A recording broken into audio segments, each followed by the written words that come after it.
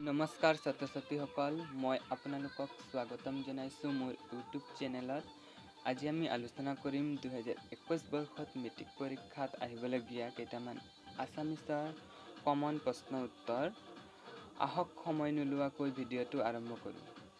প্ৰথমটো কুৱেশ্যন হ'ল ভাৱ সম্প্ৰসাৰণৰ। শুই থকা শিয়ালে হাঁহ ধৰিব নোৱাৰে।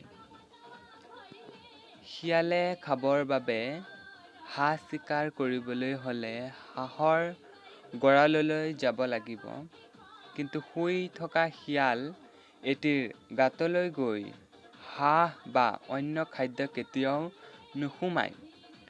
তেনে শিয়াল চিকাৰ অবিহনে নাখাই শুকাই মৰিব লাগিব।